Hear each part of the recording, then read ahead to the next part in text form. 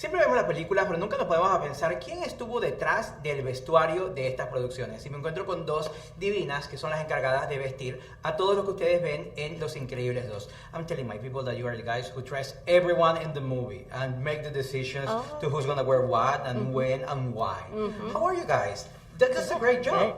Thank you. Thanks. How's the process? Exciting. Well, it's really fun. Yes. Being able to design costumes for this film, it's like 1 in a million, right? These projects don't come up that often. You know, a lot of times, like Cars, no costumes. Yeah. So when Incredibles 2, you know, when Brad said he was going to make it, we're so excited. You know, it's just fabulous. Think about it. You know, we got to pull so much inspiration from one of the most iconic times. You know, mid-century modern. It's such a beautiful aesthetic. So that on its own was amazing. And then having the chance to kind of reinvent it, pull from it, but also make it our own. And then having a film where one of the most wonderful characters is a fashion designer. Yeah, of course. Awesome. The marvelous, the darling Edna. How was, like, we already know Edna, she's such an icon. And how do you decide what we're going to do next with her? What we're going to put her in? Or what are the dresses that she's doing look like? What goes behind the process? Well, I think for her costume, because I felt like we couldn't think about what she was wearing as clothes. It didn't feel right. And if she's just wearing pants and a shirt, it just didn't feel different enough. And so my process was just to make things and then photograph them and put it on her in a very collage way, so that we weren't married to thinking practically about the clothes, not so much about the construction or how they would be built, as much as just the essence of an idea that you would get just from looking at it. So it was really interesting and challenging and fun. Sometimes people doesn't think about it, but clothes can change the tone of the movie or the feelings of the person.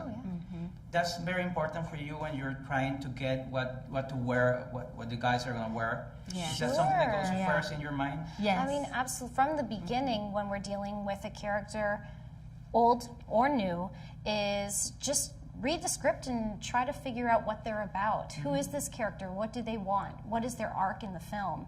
And once we have that information, we can take that into the clothing and use a lot of clever symbolism and have a lot of fun and try to convey those things through not just the palette and the pattern, but also the silhouette and how the clothes are applied, how they are worn.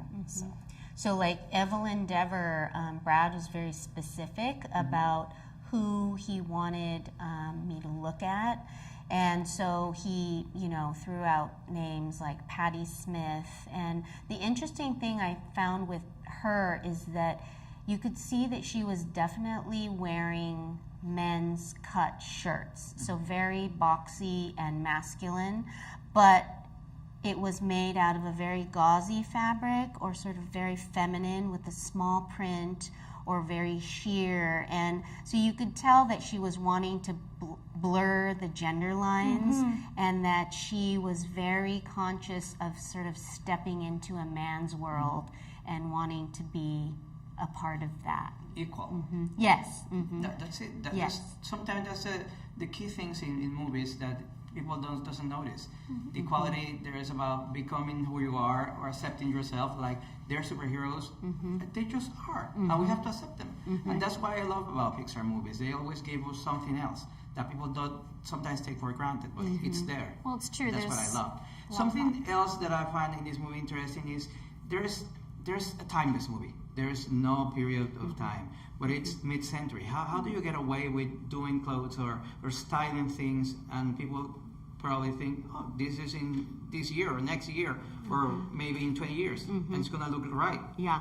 Well, I think that the interesting thing about Brad is that he does like to use mid-century as an inspiration, But when we were designing like Violet's clothes on the first film, you know, the silhouette of a 50s costume with the, you know, very narrow waist and a bell skirt just didn't feel right for her because she's sort of shy and, you know, he wanted her to feel withdrawn. And so her clothes had to be very loose and not clingy and not call attention to her. So he was always very good about like, okay, if the, you know, mid-century time period is not good, let's do something else. It could be now. It could be, you know, he wasn't